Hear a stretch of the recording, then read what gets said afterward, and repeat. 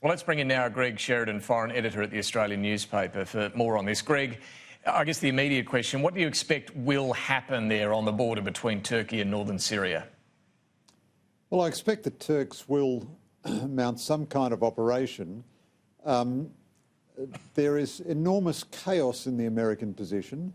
Often with Trump, there is method inside the chaos. I fear this time there is only chaos inside the chaos.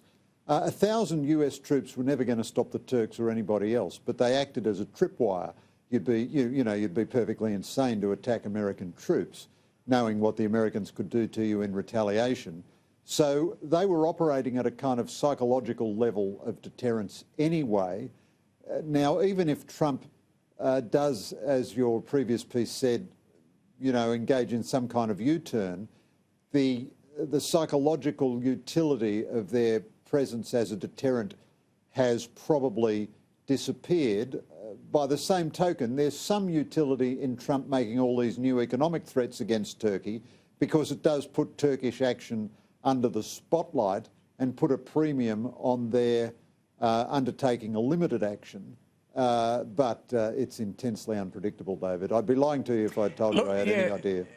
No, indeed. But perhaps we could look, Greg, at what is motivating Donald Trump here. We know he committed as a candidate to, bring American troops home from the Middle East, and this is, arguably part of that. But it is only a relatively small number of American troops we're talking about in this part of northern Syria, isn't it? And I mean, the balancing act they're playing is preventing a resumption, a reinvigoration of ISIS. Trump is both smarter and more complex than we normally give him credit for, and we don't yet know the full story. However, it is quite possible that he's made some kind of impulsive decision on the basis of his phone call with Recep Tayyip Erdogan, the Turkish president, and Trump is very prone to do that. He suffers a very similar syndrome to Barack Obama, thinking that his own personality and persuasiveness can change geostrategic facts on the ground, whereas Erdogan might promise him anything just to get him to agree to clear the way. And then Trump feels 24 hours later that, oops, I made a mistake there, so I'm going to reverse the deal, because Trump thinks he's never finished negotiating. On the other hand, it is just barely possible that the Turks were going to call the Americans bluff and do the operation anyway. They do have on their soil a very large number of Syrian refugees, and as well as their sort of visceral hatred of the Kurds, they have wanted for a long time to establish a safe zone within Syria where they can put some of these folks and any new folks who want to flee from Syria into Turkey. Now, if they had marched in anyway, I don't think the Americans under Trump or anybody else were actually going to go to war for the Kurds. It begs the question, should they have given the Kurds heavy weaponry to allow them to defend themselves?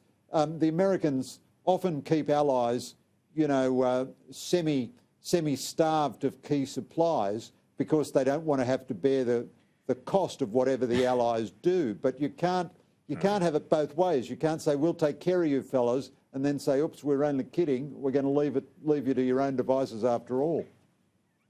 Greg, the conundrum with this particular situation is those detained ISIS fighters, thousands of them. We know Trump's been particularly agitated about this. We saw in the Oval Office when Scott Morrison was there a few weeks ago, he's blasting the Europeans for not taking them back. And look, he didn't mention Australia, but we're pretty reluctant to take them as well. What should happen to these foreign fighters? This is not an easy answer, is it? No, well, this is the chaos. This is the downside, the cost of the Trump chaos. I mean, this is a very delicate situation. As usual, the Kurds are doing the West a favour. They are holding 12,000 ISIS fighters, including 2,000 really hardened terrorists from lots of different nationalities. The Turks, on the other hand, have been very permissive historically of these terrorists, allowed them to flow through their territory into Syria and indeed back to Europe. Now, any American change to that status quo, therefore, really does involve a key American interest. What happens to these 12,000 fighters? First of all, Trump said, well, these will be the responsibility of the Turks, as though there was going to be some peaceful handover. And then he said in one of his most bizarre statements, they'll be the responsibility of the Turks and the Iranians and the Syrians and the Russians.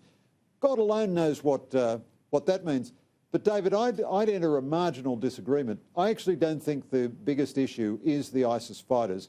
I think the biggest issue is the betrayal of an ally. Apart from Israel, the US has no better ally in the Middle East than the Kurds.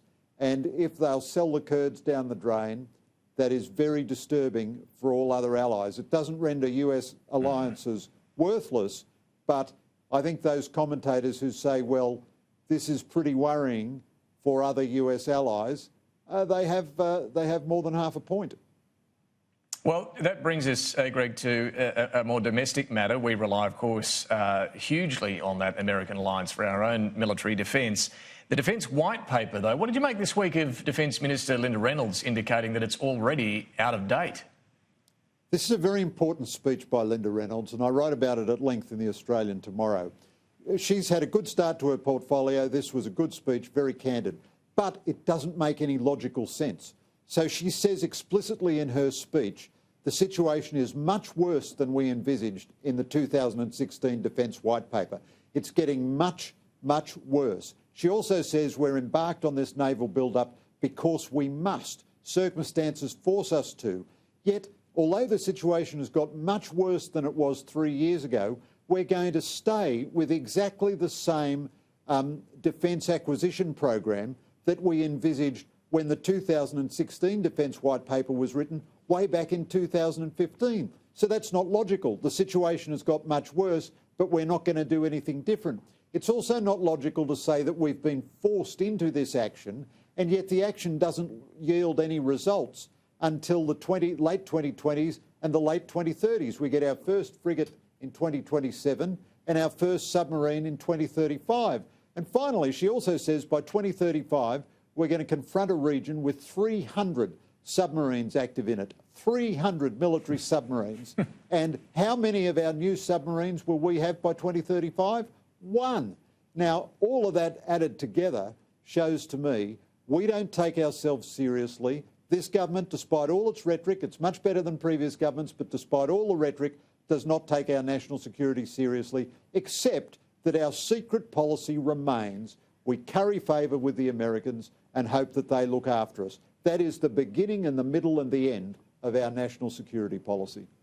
And it brings us back full circle. Let's hope that alliance is one that we can rely upon.